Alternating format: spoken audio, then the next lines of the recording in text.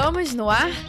Estamos ao vivo! É isso aí! CX Generation começando agora, diretamente de Israel.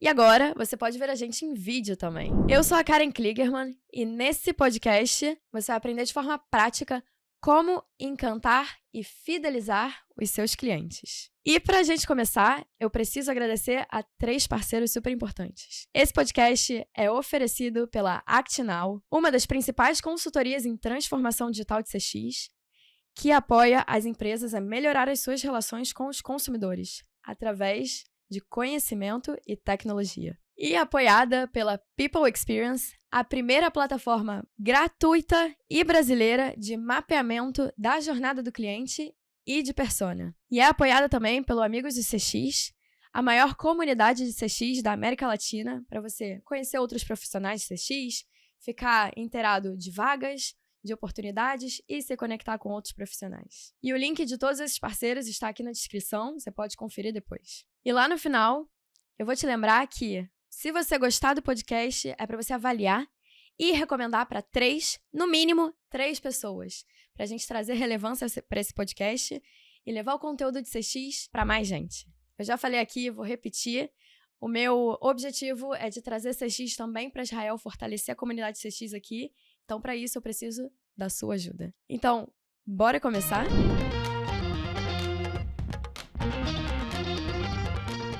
Bem-vindo e bem-vinda ao CX Generation, o podcast da geração da experiência. Para o episódio de hoje, a gente vai falar sobre o seguinte tema: a importância de ter uma persona para guiar as estratégias do seu negócio. Com um convidado super especial, que é Speaker and Trainer na Ducovox, Treinamentos e Consultoria, Associate Professor na WCES, CEO e Founder da People Experience e nosso querido apoiador aqui do podcast.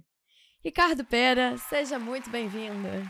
Muito obrigado, Karen. Obrigado pelo convite, principalmente para falar sobre esse tema que eu sou um apaixonado.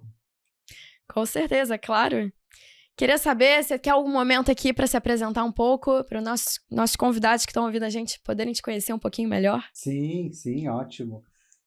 Me apresentando rapidamente aqui para quem está escutando, eu sou fundador e também CEO da People Experience, que é, como a Karen colocou aí, a primeira plataforma brasileira de mapeamento e gestão da jornada do cliente e das personas. Além da People Experience, eu também dou aulas, né, tanto na WCS, ensinando estratégia e metodologia de mapeamento da jornada do cliente, e na Ducovox, num curso de comunicação, ensinando o pessoal a fazer palestras, apresentações, a falar melhor em público. Então, consigo aí trabalhar um pouquinho no dia a dia a experiência do cliente, acompanhar várias empresas e compartilhar um pouquinho, né, do que eu venho acompanhando, do que eu venho aprendendo aí com os clientes nas aulas que a gente tem oferecido.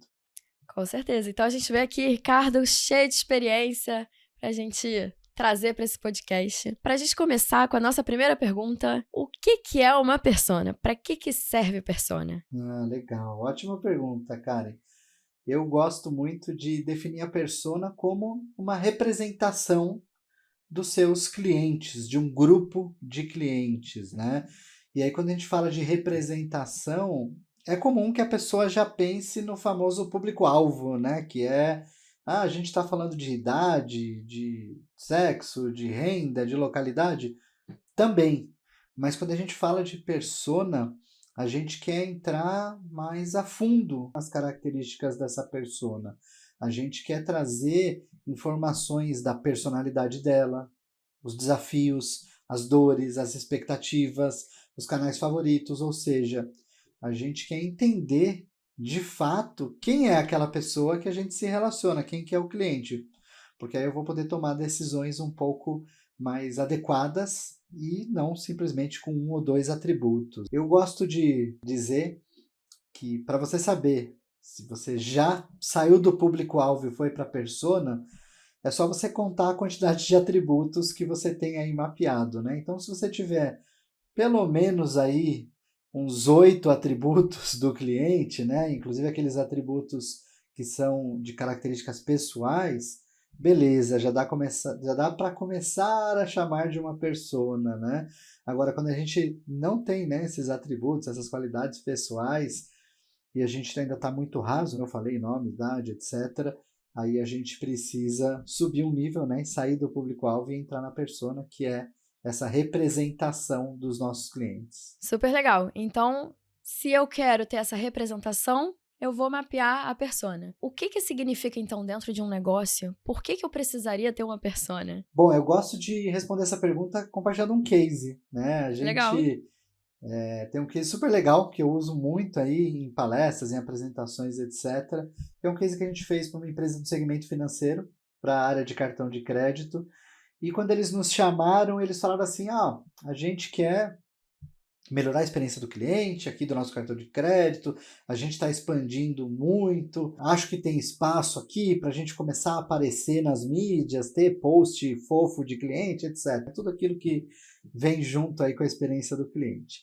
Bom, a gente entendeu, né, o pedido do cliente e a gente falou, olha, ok, mas vamos entender primeiro quem é o seu cliente, em vez da gente já sair fazendo um monte de ação, querer falar de encantamento, de engajamento, de lealdade do cliente, etc. Vamos entender de fato quem é esse cliente para ver qual é a expectativa dele aí com a empresa, né? E aí a gente foi pesquisar a persona, vamos desenhar. E aí quando a gente terminou de desenhar a persona, a gente voltou para esse cliente, né, e falou assim, olha, o seu perfil é um pouco diferente do que você achava.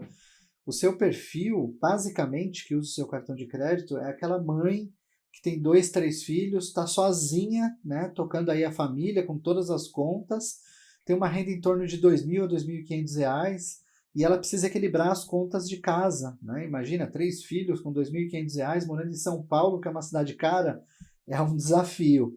Então, para esse cliente, né, para essa persona, para esse perfil, muito mais legal do que você mandar aquela almofadinha de avião esperando que ela vá fazer um post nas redes sociais, é você dar um voucher, um desconto no mercado, é você continuar possibilitando que ela compre uma geladeira, um fogão, uma máquina de lavar em 24 vezes sem juros, porque esse cartão de crédito era o único que fazia isso no mercado, né, dava essa possibilidade. O seu cliente, né, enxerga você como uma maneira de equilibrar as contas, às vezes até de ter dignidade. Mas a sua experiência é um pouco diferente, né? Não espere que seu cliente vai entrar no LinkedIn e vai fazer um post bonito, porque é um outro perfil. Mas é um cliente que vai ser fiel vida toda, porque ele está conseguindo comprar, criar um padrão de vida legal, ainda que tenha uma renda baixa por conta desses parcelamentos estendidos, né? Como eu falei, 24 vezes sem nenhum juros. Então, se puder dar um voucher de mercado, se puder manter, né, aumentar 30 vezes sem juros, para o cliente vale muito mais. E ele vai indicar mais o produto e vai continuar usando e dando preferência para esse cartão de crédito se ele continuar com essas vantagens, né? Então eu acho que quando a gente fala de persona, eu gosto de dar esse exemplo. Em vez da gente chutar, né? Ah, eu acho que meu cliente é assim, eu vou me comunicar desse jeito, eu vou fazer essa oferta, eu vou me relacionar de uma maneira específica. Que tal a gente entender, né, a expectativa dele e aí sim a gente conseguir entregar aquilo que ele espera? Porque, afinal de contas, aí você fala bastante isso aqui, né, principalmente com outros convidados, a experiência do cliente é muito expectativa, né? Então, como é que eu vou atender a expectativa do meu cliente se eu nem o conheço a fundo? Então, a persona ajuda bastante nesse desafio, que é entender a expectativa, e uma vez que eu entendo a expectativa, aí começa a ficar quase que óbvio entregar tudo o que ele espera, né? Exatamente. É muito comum ter empresas que às vezes estão começando agora, às vezes já estão um tempo no mercado, mas é comum às vezes não conhecer o cliente e planejar estratégias e colocar ações no mercado que não combinam com aquele cliente, justamente por não ter feito esse tipo de pesquisa, né? Entender quem é a persona. Entender quem é a persona tá baseada, a gente vai chegar nessa pergunta ainda, mas tá baseado em um monte de pesquisa.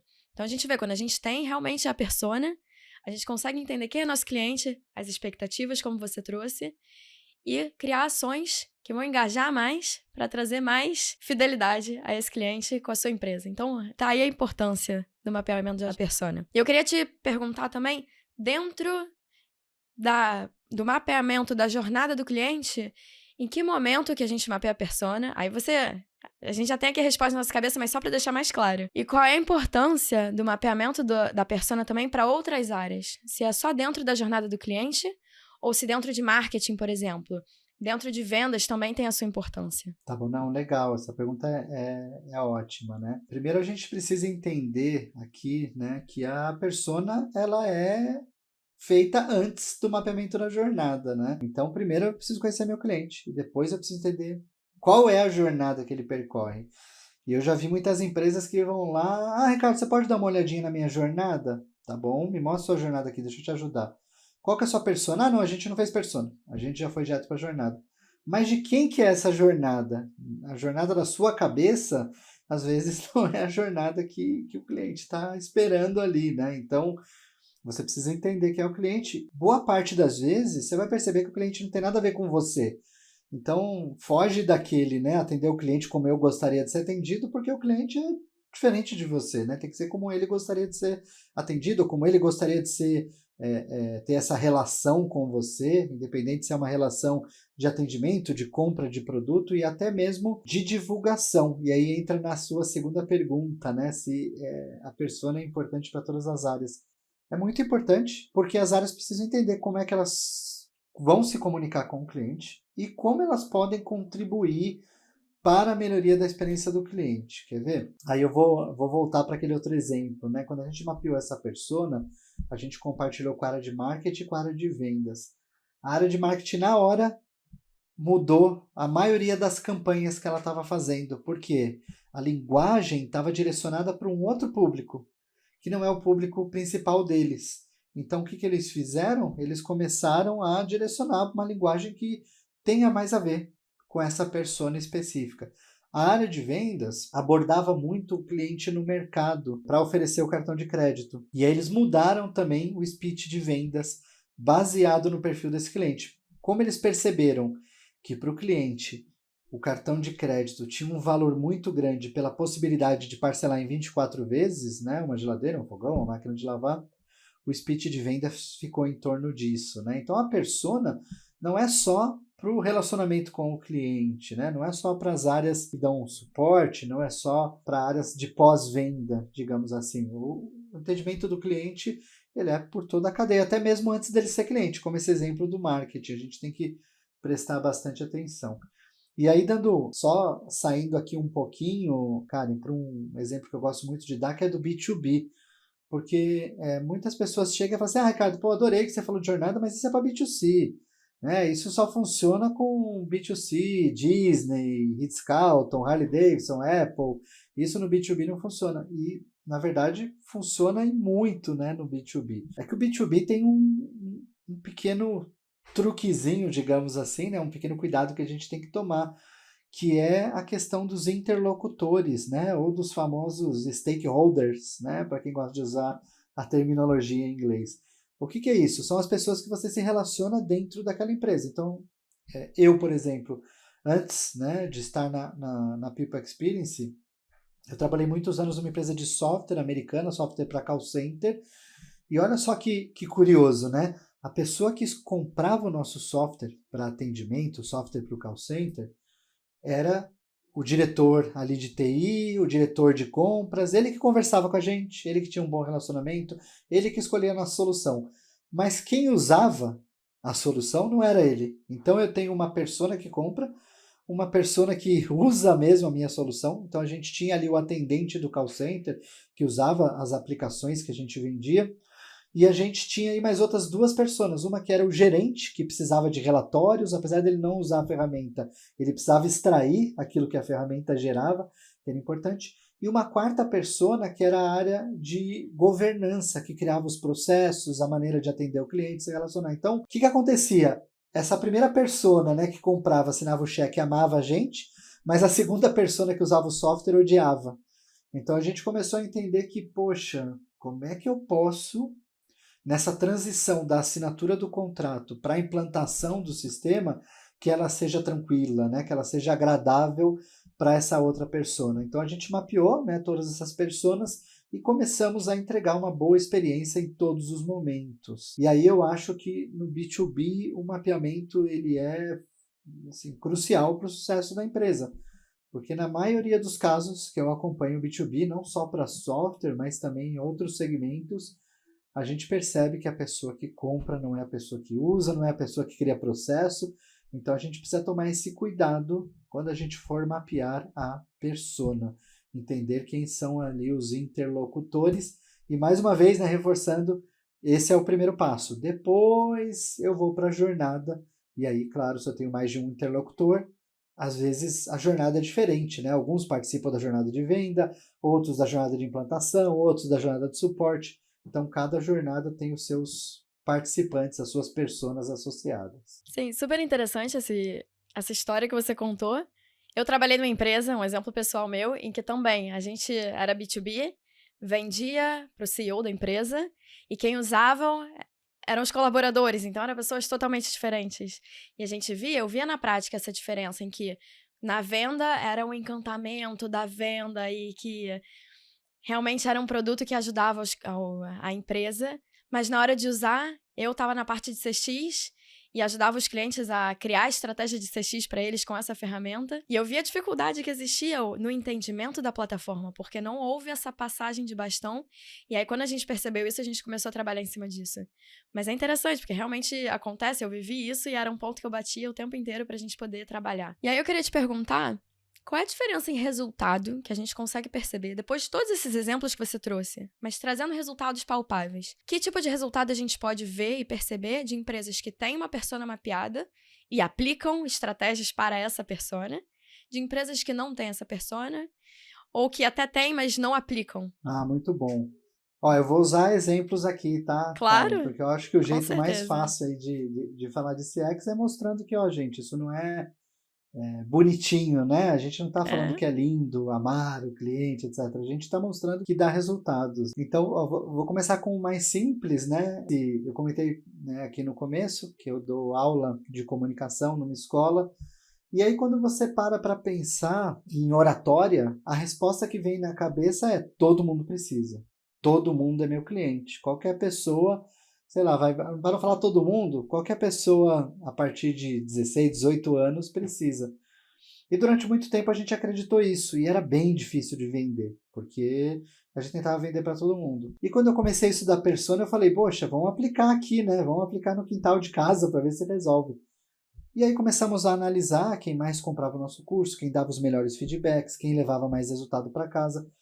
E aí a gente percebeu que, apesar da gente atender público diverso, aquelas pessoas que tinham acabado de ser promovidas para um cargo gerencial e que, de repente, né, são pessoas que eram muito boas tecnicamente e que do dia para a noite agora não adianta mais ser só bom tecnicamente, você precisa se comunicar bem com o seu time, com diretoria, com o cliente. Então é um desafio que a pessoa nunca teve até agora. E aí essas pessoas buscavam um curso para melhorar a oratória e a gente não percebia que era um público, poxa, super engajado. Aí o que a gente fez? Vamos mudar a comunicação. Em vez de a gente fazer post genérico, etc., vamos falar como se a gente estivesse conversando com uma pessoa que foi recém-promovida a gerente.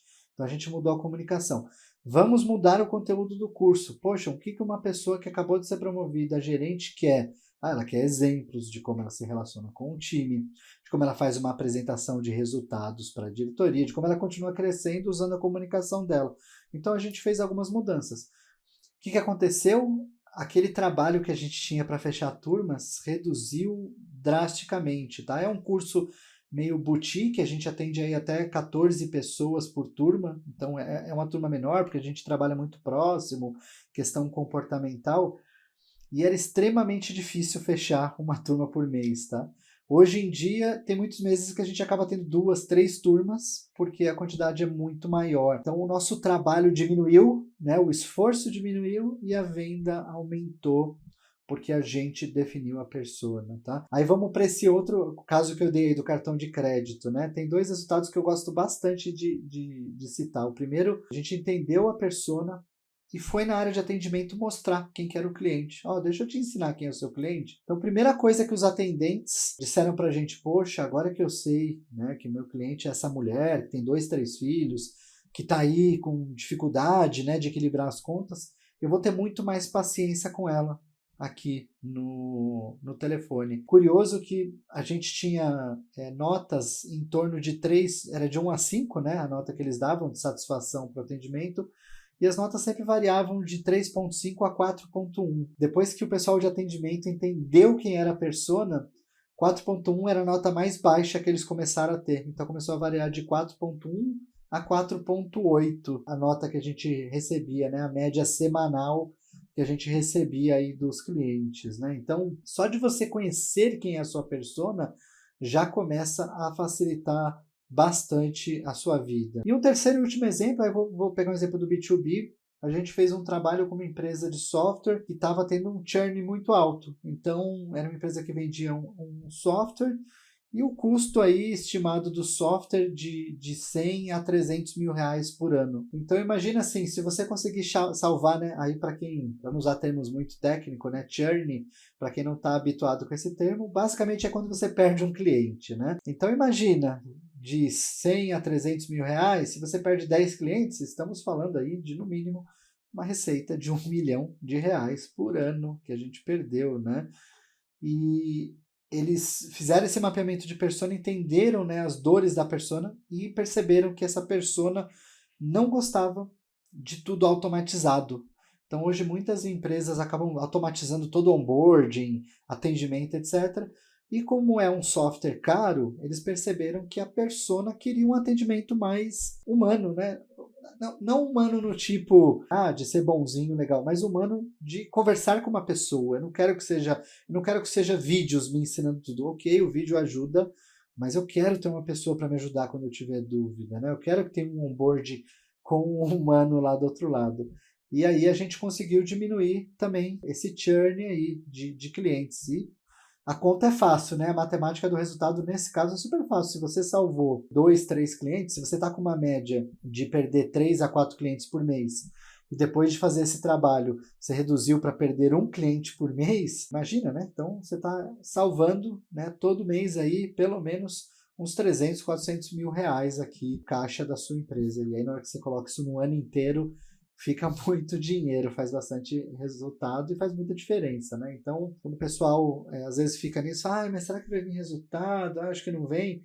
Vem, se você colocar em prática, vai vir resultado. Claro, quem tem uma dor maior traz mais resultado, mas ainda quem eventualmente tem aquela falsa ilusão que não tem uma dor, que não tem um problema, pode também, vamos imaginar que você não tem nenhum problema, né? Tá maravilhoso, tal, não tem nada errado. Mas ainda assim, nada é tão bom que não possa melhorar. Então você poderia criar uma nova experiência, algo diferenciado para o seu cliente, para que você crie uma diferenciação da sua marca, para que lembrem, né, da sua marca, para que lembrem daquilo que só você faz, né? Então é legal, quando a gente pensa em resultado, a gente primeiro pensar nesses resultados financeiros que eu falei, mas também pensar em resultados de marca, de diferenciação, de lealdade de cliente, de compra recorrente, de indicações. Então, tudo isso é muito bacana, né? E aí, só para fechar essa questão de resultado, a gente escuta bastante, né? A Disney faz porque tem dinheiro, a Disney faz, né, porque é bonitinho. Na verdade, quando você vai fazer um curso, né, de experiência do cliente lá na Disney, a primeira coisa que você aprende é que eles fazem porque eles entendem que a experiência do cliente faz o cliente voltar, ou seja, eu vou continuar voltando no parque a cada 1 ano, 2 anos, 3 anos, mas eu vou ter uma recorrência e toda vez que eu volto no parque eu gasto e vou indicar também a empresa para outras pessoas, né? Então, o legal da experiência do cliente pode parecer que num primeiro momento ela não está gerando aquele resultado direto, mas ele gera esse resultado indireto, né? Que é a compra recorrente, que às vezes pode levar um tempo para acontecer, e também a indicação aí de outras pessoas, de outros clientes. Uhum. Super importante você trazer todos esses exemplos, porque a gente consegue ver que o resultado é também um resultado direto em financeiro, que entra mais dinheiro na conta, mas também indireto, né, com relação ao churn, a perda de cliente, e que você deixa também de perder cliente por uma pequena etapa a mais no processo, que é mapear a sua persona e fazer um mapeamento da jornada do cliente. Parece... Não... Pode ter gente que pense, não vou precisar fazer isso, porque eu já conheço o meu cliente, eu já sei a jornada do meu cliente, mas sabe mais ou menos, né? Porque você não tá lá, você não foi cliente. Se você realmente não mapeou, é muito difícil de você entender pelo que o cliente passa. Então, no momento que você faz esse mapeamento de quem é essa persona, de que é essa jornada, fica muito mais fácil você entender o seu cliente e apontar para ele caminhos que sejam mais fáceis, digamos assim, né? Que facilitem o caminho dele de voltar, de recomendar, de não deixar a empresa, o churn. Então, super importante esses exemplos que você trouxe para poder trazer a amplitude de resultados que a gente pode ter com o simples passo de mapear a persona. E aí eu queria te perguntar, antes da gente entrar em como a gente realmente mapeia a persona com a estratégia, antes disso, esse podcast quer trazer para pequenas empresas também, mostrar para elas que é possível. Então, pensando que eu sou uma pequena empresa, faz sentido eu mapear a persona? É importante para mim também? Ou isso é só coisa de grandes empresas como a Disney? Ah, legal, Karen. A minha tendência, né, a responder essa pergunta é muito de, todo mundo tem que fazer, né? Mas eu vou para o lado científico, né? Será que a experiência do cliente é para todo mundo? Tem uma pesquisa que foi feita matemática, né? Onde que vale a pena você investir na experiência do cliente. Então, se o investimento na experiência do cliente for menor do que o seu custo de aquisição de clientes, aí vale a pena. Aí, se o custo, né, da experiência do cliente for maior do que o custo de você fazer uma aquisição de clientes, aí não vale a pena. Então, o custo tem que ser menor. E aí a gente começa a entender. Então, imagina o seguinte, aí para dar um exemplo, mas Ricardo, poxa, dá um exemplo onde isso acontece, né, onde o custo de aquisição é baixo. E, gente, pelo amor de Deus, não entendam, eu não estou fazendo apologia a tratar mal o cliente. Mas só para vocês entenderem a matemática, tá? Eu quero que todo mundo faça mapeamento de persona, que todo mundo veja isso. Mas imagina o seguinte, você vai num show, vamos assistir um show qualquer, tá? E no show tem uma barraca só que vende água. Não tem concorrência. O custo de aquisição do cliente é praticamente zero. Então, se ele atender mal o cliente vai continuar voltando, né? Com sede, etc. Eu posso atender mais? O cliente vai comprar mais água se eu atender bem ele? Dificilmente ele vai comprar mais água se você atender bem ele nesse caso. Então, às vezes, é um caso que não vale a pena. Se você investir na experiência do cliente, vai diferenciar aquela marca. De repente, uma próxima feira que vai convidar as barracas ali para vender água, vai ter visto tanto feedback positivo seu que vai convidar você. Mas, matematicamente, nesse caso, não vale a pena, tá? Então, acontece isso. Porém, como eu disse, é legal diferenciar. Para as empresas pequenas, a gente vê muitas empresas pequenas que têm um custo gigantesco, né? Que está estagnada. Poxa, eu não consigo vender algo para um cliente da minha base. Eu não consigo fazer com que o cliente da minha base recomende o meu produto. Nossa, estou gastando uma fortuna aqui em marketing digital, né? Tem uma pessoa fazendo imagem, post na rede social. Tem uma pessoa cuidando do meu AdWords do Google. Estou fazendo também impulsionamento de campanha em tudo quanto é rede social. Estou contratando influencer. Então, às vezes é um custo tão grande que você tem dessas atividades paralelas para fazer uma aquisição de cliente que é melhor você investir aí na experiência do cliente, né? Então, pensando em resultado, só resultado, né? Dinheiro, vale a pena fazer essa conta que eu coloquei. Pensando na marca, aí para mim todas as empresas têm que fazer, porque você pode criar um novo patamar de mercado, você pode subir ali a qualidade do seu segmento e de outros, você pode criar uma referência. Então tem algumas coisas que vão acontecendo com uma empresa de um segmento que aí a gente vai esperando de todos, né? Por exemplo, confirmação por SMS. Você foi lá, fez uma compra. A maioria dos portais hoje faz isso, né? Você fez uma compra no Marketplace e você vai receber um SMS ou um WhatsApp. Sua compra está confirmada. Beleza, eu não vou precisar ligar e falar, passou meu cartão de crédito, etc. Aí quando a compra está a caminho, a maioria também te manda uma mensagem, aí seja SMS ou WhatsApp, dizendo que a sua compra está está a caminho e aqui você tem um código para fazer o tracking, né, para fazer o acompanhamento da sua compra. Legal. Aí o que acontece? Você foi acostumado a ser avisado. Aí você vai num outro segmento que não tem nada a ver, você vai marcar um exame. Então, eu vou marcar um exame de sangue. Entrei lá no site do laboratório, marquei, e qual que é a minha expectativa? Que venha um SMS, que venha um WhatsApp falando do exame de sangue. Quando faltar um dia, ou algumas horas por exame, que venha um lembrete Olha, você precisa estar em jejum, né? Um dia antes, você precisa fazer isso, isso e isso. Então, eu já crio essa expectativa, né? Mudando aí de segmento. Então é legal a gente investir, ainda que eu seja pequeno, porque o meu cliente vai ter uma expectativa, e aí, com essa expectativa atendida, eu vou conseguir subir o nível, né? Subir a barra do meu mercado. Então, definitivamente é para uma empresa pequena, porque você pesquisa o cliente, você entende o que precisa mudar. Tem muitas coisas que a gente acaba vendo na experiência do cliente que são caras, né? Nossa, você vai precisar adquirir um CRM com inteligência artificial, que é uma fortuna. Tudo bem, isso ajuda, principalmente a escalar, né? A tecnologia ajuda bastante a escalar, mas talvez não seja o momento. Mas quantas ações, quantas atitudes, quantas iniciativas você pode implantar que dependem apenas de uma mudança de processo, ou de uma boa vontade, ou de uma maneira diferente. Então tem muita coisa que é zero custo e alto benefício. Esse cliente, né, que a gente comentou de cartão de crédito, a gente fez uma ação que o caixa do mercado, toda vez que o cliente pagava com esse cartão de crédito específico, o caixa do mercado agradecia. Poxa, que legal que você está usando o nosso cartão de crédito.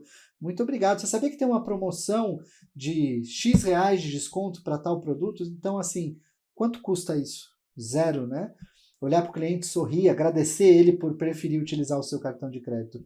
E qual é o benefício para o cliente? É alto, é um impacto alto para o cliente. Então, para as empresas pequenas, é legal iniciar com essas ações de processo, pessoas, cultura, ao invés daquelas ações de software, né? Que o que acontece? A gente é muito bombardeado, e eu entendo, né? Eu venho do mercado de software, hoje ainda continuo com a People Experience, a gente é muito bombardeado pelas empresas de software falando que experiência do cliente, compre o software novo de atendimento, faça o upgrade no seu CRM, compre o bot de tal marca. Isso tudo ajuda, mas tem outras coisas que a gente pode fazer antes de investir tanto numa tecnologia, tá, cara? Então, eu vejo empresa pequena, para marca, 100% deveria investir, e para resultados, entender quanto que é o custo. Se estiver fácil para você fazer aquisição de cliente, ok, tá fácil, não vou investir, tá bom, financeiramente não vale a pena. Agora, se estiver difícil,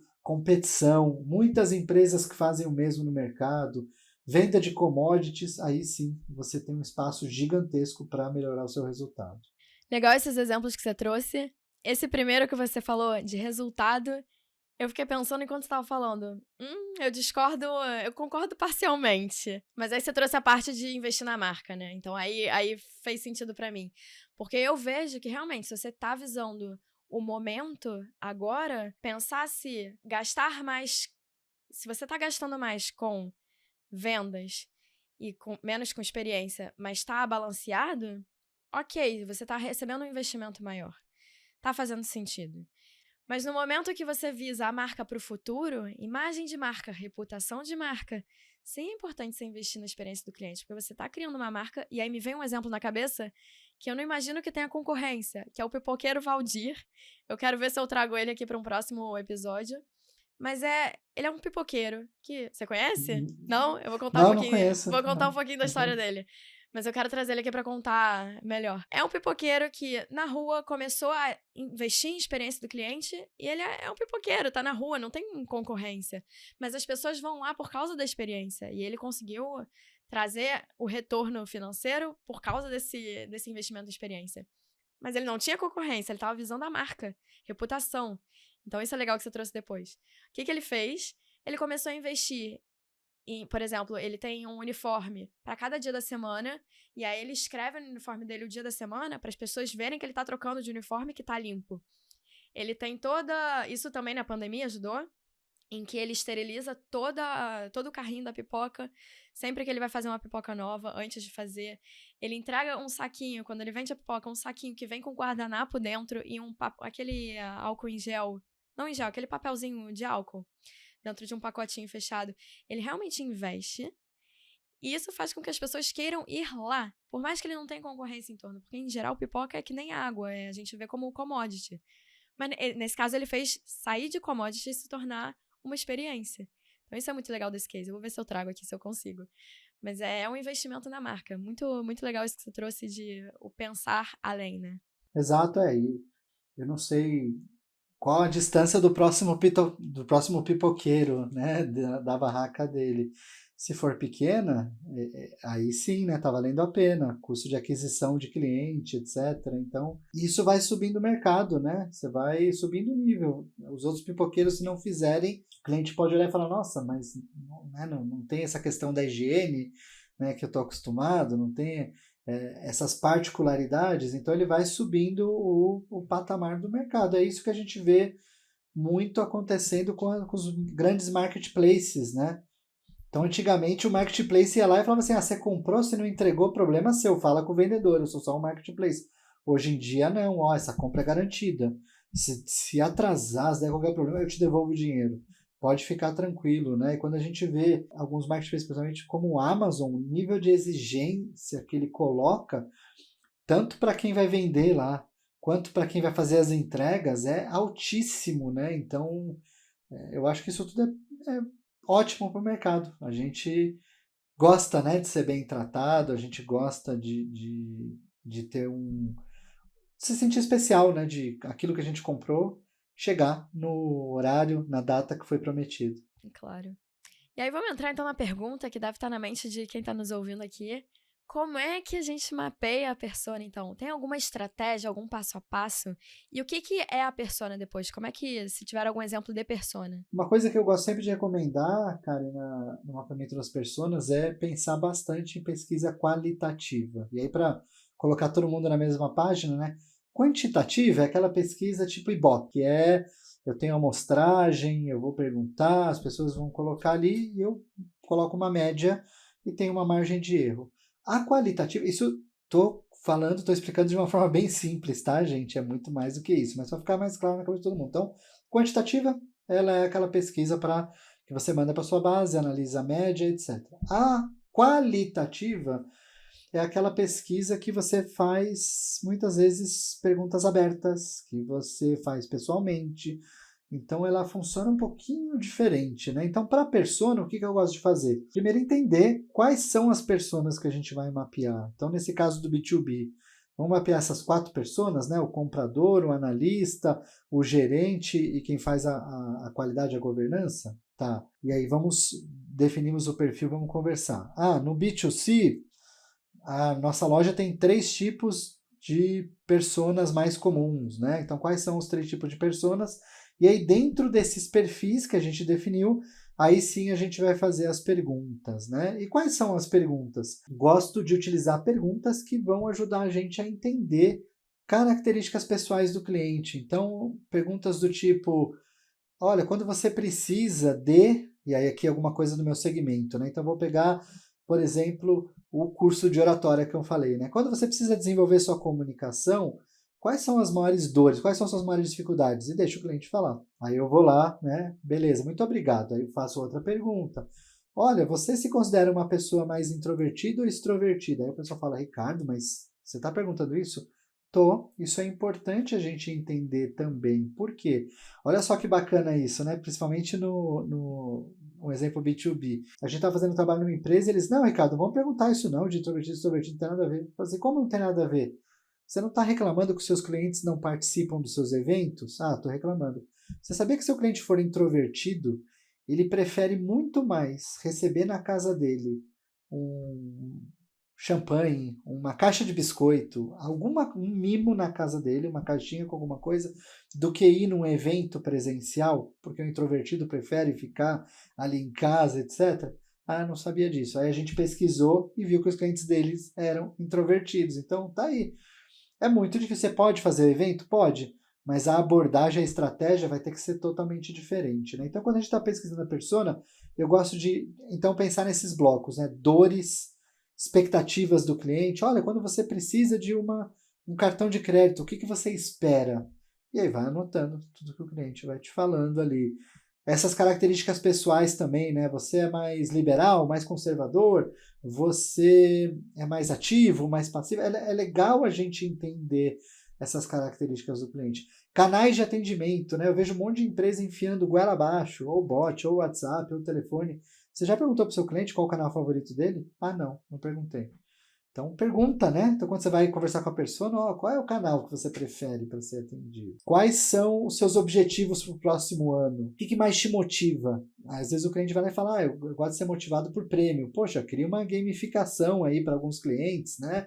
Ou então quem indicar mais vai ganhar um prêmio. Então isso tudo ajuda entendendo o perfil, né? Então as perguntas, quando eu vou criar uma persona, primeiro entender esses perfis e dentro desses perfis fazer essas perguntas nesses blocos. Então, dores, expectativas, canais favoritos, características pessoais, e aí você pode, claro, explorar um pouco mais dentro do seu negócio, né? E aí, só para fechar a resposta, um outro exemplo, né? A gente fez uma pesquisa, só para você ver como é legal a gente começar pelos perfis, né? A gente fez uma pesquisa para o metrô, aqui de São Paulo, a linha Uni, que vai ser inaugurada em 2025, e eles queriam entender um pouquinho melhor, né, do perfil das pessoas que iam utilizar essa linha. Nossa, mas metrô, todo mundo é persona. Só que esse metrô, ele vai passar toda a estação, praticamente toda a estação tem uma universidade muito próxima. Então, foi entendido, né, que um dos perfis mais comuns serão perfis universitários. Então, o que a gente explorou? Um perfil de universitário, um perfil de professor, um perfil de trabalhador ali da região, né, que às vezes trabalha no entorno ali, numa papelaria, num restaurante, ou vendendo pipoca, né, qual que é esse perfil e o quanto ele depende do metrô e qual a expectativa de serviços do metrô. Então, além da gente entender as características pessoais, a gente também quis entender a expectativa e o que ele gastaria ali dentro do metrô. E aí uma coisa que é bem legal, compartilhando aqui um resultado, é que talvez praça de alimentação numa estação de metrô não tenha tanto sucesso, mas aquele famoso grab and go, né? Eu pego alguma comida, uma fruta, um lanchinho e eu posso ir comendo enquanto eu me desloco, isso tem mais aceitação dentro de uma estação de metrô, né? Então essas coisas vão ajudando a gente a entender o nosso cliente, essas respostas que ele vai dando aí, que são respostas abertas, ajudam muito a gente a ter essa compreensão do cliente. E aí é matemática, né? Se eu sei o que o cliente deseja e eu sei que a minha experiência desejada está abaixo, então eu preciso deixar a experiência desejada no mesmo nível da experiência entregue para que eu consiga ter resultado aí com o meu cliente. A gente tem um episódio de pesquisa qualitativa, então, para você que está ouvindo, voltar aí nesse episódio, se quiser buscar mais, entender melhor como é que se faz. E eu queria te perguntar se, para um roteiro desse tipo de pesquisa para a persona, se existe algum planejamento, como é que se faz? Ou são essas perguntas que você trouxe aí, e aí eu falo pro pessoal, quem está ouvindo, volta e anota as perguntas aqui que o Ricardo trouxe. Como é que funciona? Sim, eu gosto muito de ter um checklist e pensar tudo que pode dar errado. Uhum. Tá? Então, assim, às vezes a pessoa fala assim, Ricardo, me dá um template de perguntas. Dou, mas não é só um template de pergunta, né? Por quê? E o que eu vou fazer se eu perguntar e o cliente ficar quieto?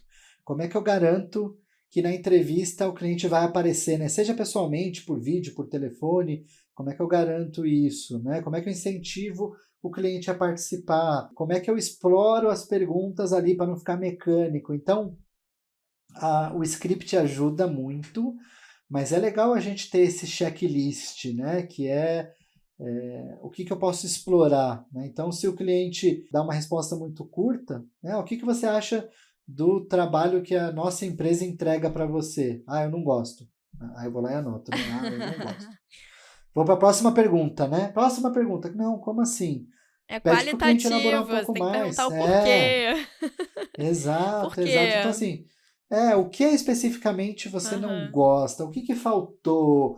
Né? O que você esperava que a gente não conseguiu atender? Então, é legal a gente ter essa preparação. Então, principalmente quando a gente vai dar aula, né, ensinar a pesquisar a persona, eu já gosto de entregar isso, que é um checklist. Ó, as perguntas são importantes, você precisa se planejar com o que você vai perguntar, mas a sua preparação como entrevistador é tão importante quanto as perguntas que você vai fazer, né, para pegar todos esses detalhes aqui, para que seja um momento não só agradável para o cliente, mas que traga os insights que você vai precisar. Por isso que é qualitativa, você colocou bem, né, Karen, que a gente quer escutar, a gente quer explorar, a gente quer insights.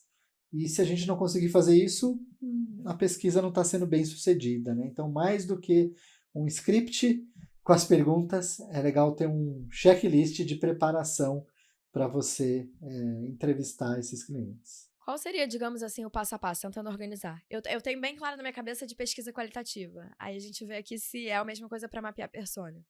Primeiro você tem que mapear os teus objetivos. O que você... Isso seria uma pesquisa qualitativa. Não sei se faz sentido para a persona também. Então, me traga depois. Mas trazer objetivos do que você espera dessa pesquisa, né? Eu espero encontrar a persona do meu negócio, que aí é um objetivo. Depois você faz os objetivos específicos. Isso é na pesquisa qualitativa. E aí depois você monta as perguntas de acordo com esses objetivos. Então, eu quero descobrir aonde a minha persona está localizada, geograficamente. O que ela consome, o que ela mais gosta, nos objetivos. E aí, a partir disso, eu vou fazendo as perguntas. E aí, depois que eu montei as perguntas, eu faço as perguntas e tem toda uma preparação, que aí você pode voltar no episódio de pesquisa qualitativa para ouvir. E aí, depois você faz a análise das respostas, né, dos entrevistados, para poder gerar essa persona no final. Então, deixei para você me trazer certinho, corrigir o que eu trouxe aqui. Sim, não, tá ótimo o que você falou e acho que o primeiro objetivo é definir os objetivos, né? Então, para quê, né, que você quer mapear a persona? Qual é a dor da sua empresa? O que você quer lá na frente conseguir? Então, quando a gente vai começar a criar o nosso projeto de experiência do cliente, eu gosto sempre de perguntar, tá, mas o que a gente quer? Qual é o resultado esperado? Porque se a gente não tiver definido aonde a gente quer chegar, a gente não consegue dizer se está sendo bem sucedido ou não, né? Ou se terminou, ou se falta muito, ou se nunca vai terminar. Então, é extremamente importante a gente ter essa definição dos objetivos, tá? Com os objetivos preparados, aí sim eu vou preparar o questionário, que é legal, o que eu preciso conhecer do meu cliente para que eu possa chegar nesses objetivos. Então, eu gosto de ter sempre o mínimo, como eu falei, aqueles bloquinhos, né? Objetivos, dores, expectativas, dificuldades, motivadores, características pessoais, canais favoritos, e aí eu vou adicionar o que mais que eu quero saber do cliente para bater com o meu objetivo. E aí a gente olha, poxa, se eu tiver essas respostas aqui, né, que eu montei no meu questionário, eu vou conseguir atingir meu objetivo, eu vou saber, né, o que precisa ser feito? Sim, então beleza, vou seguir em frente. Aí, no próximo momento, aí vem essa parte da preparação. Quem são os clientes que eu vou conversar? Quantos são os clientes? Como é que eu vou travar a agenda? Vai ser pessoal? Vai ser remoto? Se for remoto, qual ferramenta eu vou usar? Então, a gente fez um trabalho num cliente B2B com algumas lojas de carro. E os donos dessas lojas pequenas, né, de veículos, essas lojas de bairro que vendem veículos usados, eles gostam de falar por telefone. Não adianta eu me manda o seu e-mail que eu vou te mandar um invite para a gente falar por Meet, por Zoom, por Teams, ele não vai entrar. Agora, se eu ligar para ele, tô aqui fazendo uma pesquisa, você pode falar agora? Muitas vezes ele vai falar, sim, eu posso falar agora. Ele não gosta desse negócio de agendar, porque a vida dele é muito dinâmica ali no dia a dia. Ou então ele vai falar, não posso falar agora, mas você pode me ligar daqui 1 hora? Ok, daqui 1 hora eu ligo. Aí daqui 1 hora eu ligo para ele e falo com ele. Então, isso precisa estar aqui no meu checklist. Então eu vou falar por telefone e vou ligar para esses clientes. Quantos clientes eu vou ter que falar? Sei lá, 8, 10, 12? Então você tem aqui a sua meta. Terminei de falar com os clientes, aí sim eu vou fazer uma análise. Opa, tenho as informações que eu preciso? Como é que eu posso agora ter certeza que essa minha persona está bem mapeada, né? Que ela parece uma pessoa de verdade, que ela vai me dar as informações que eu preciso para seguir em frente, para melhorar a experiência do cliente.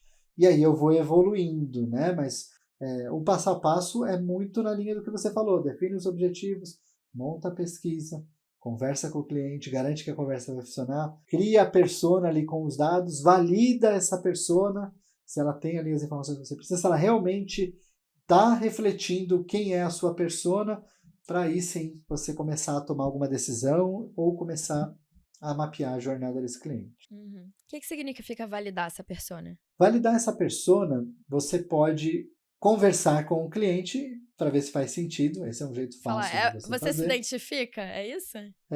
Você pode fazer isso, a gente já fez isso algumas vezes, né? Ó, a gente conversou, né? Lembra aquela entrevista? Você tem 2 minutinhos, né? A gente montou aqui um perfil. Faz sentido para você esse perfil? Então, isso é uma validação super legal. Outra validação que a gente pode fazer também é de verificar se aquela persona realmente parece uma pessoa de verdade. Então, se alguém bater o olho, chama alguém do seu time, mostra a persona ali, as características, os atributos, e aí, me explica essa persona. O que você faria? O que você entende dela? Para ver se ela está fácil de ser compreendida por outras pessoas, tá? Então, essa também é uma forma aí de você fazer uma validação através dessas perguntas e dividindo com outras pessoas, né? Essa persona parece real? Beleza. Eu posso tomar decisões baseado nisso? Posso. Eu consigo criar um novo produto, uma nova solução, uma nova maneira de me relacionar com o cliente com essas informações? Sim. No desenho da jornada do cliente, eu tenho as informações que eu preciso para conseguir, né, entender qual é a expectativa do cliente? Tenho as informações. Beleza, aí eu sigo em frente. Se der alguma resposta como não, aí você volta uma casa e pesquisa o que falta, complementa aí a sua persona. Vou ter que descer.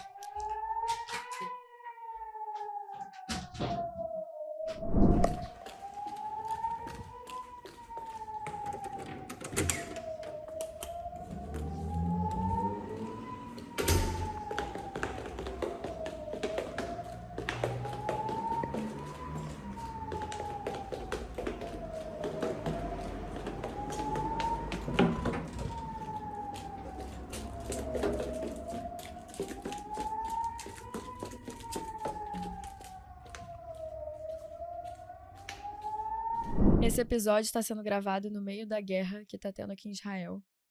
E agora, quando a gente fez essa pausa, foi porque teve uma sirene com bombas, com mísseis sendo lançados do Hamas, da faixa de Gaza, aqui para Israel.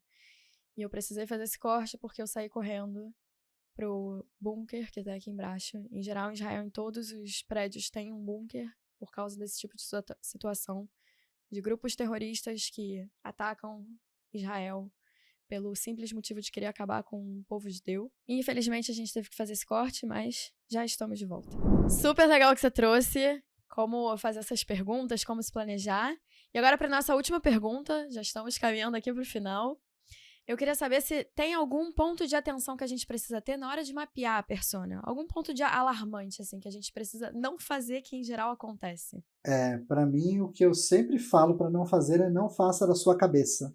A gente tem a tendência de completar o buraquinho com o nosso mapa mental, né? Com a nossa cabeça, com a nossa maneira de ver. Ah, eu acho que o cliente é assim, porque eu sou assim, né? Então, não faça da sua cabeça. Ainda que não seja, eu acho que ele é assim, não faça. O acho não pode fazer parte, né? Tem que ser persona é aquele negócio, faça bem feito ou não faça. Então, quando alguém me mostra, então essas perguntas que eu não consegui resposta, eu vou chutar. Não, não chuta não, pelo amor de Deus, né?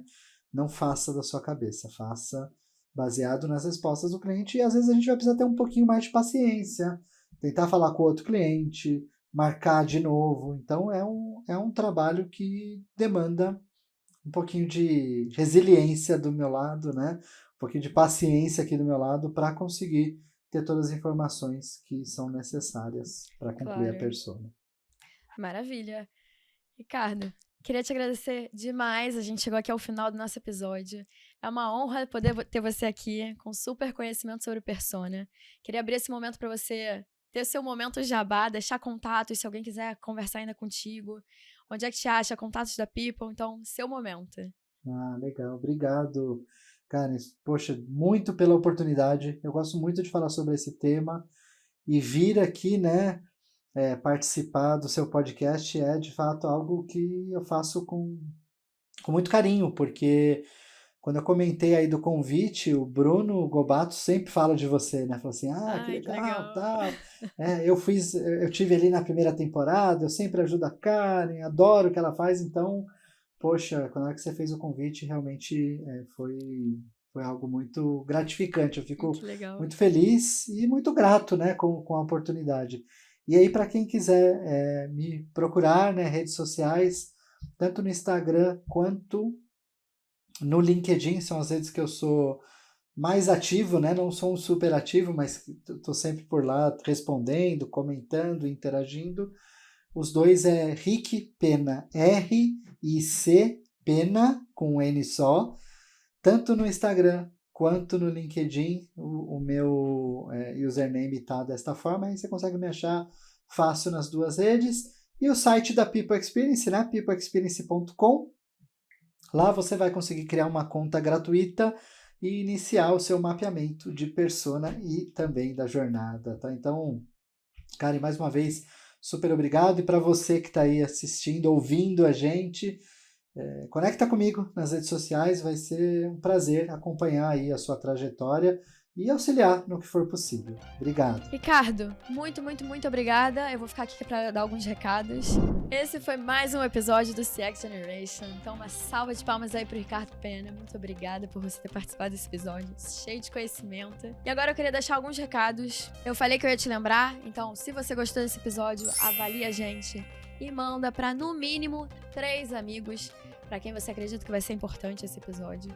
Porque a gente tem essa missão de levar a CX para frente, para mais gente. Então, nos ajude a chegar nessa missão e levar CX adiante também. E para você acompanhar mais conteúdos do CX Generation, a gente está no Instagram, LinkedIn, Facebook e YouTube. Em todos eles você nos encontra como Karen Kligerman CX Generation. E eu queria deixar um último agradecimento aqui nesse finalzinho de episódio, que é aos nossos outros parceiros, a Ocre, a nossa agência que ajuda a gente aqui com as divulgações desses episódios, e ao Gabriel Matos, que é o nosso editor aqui.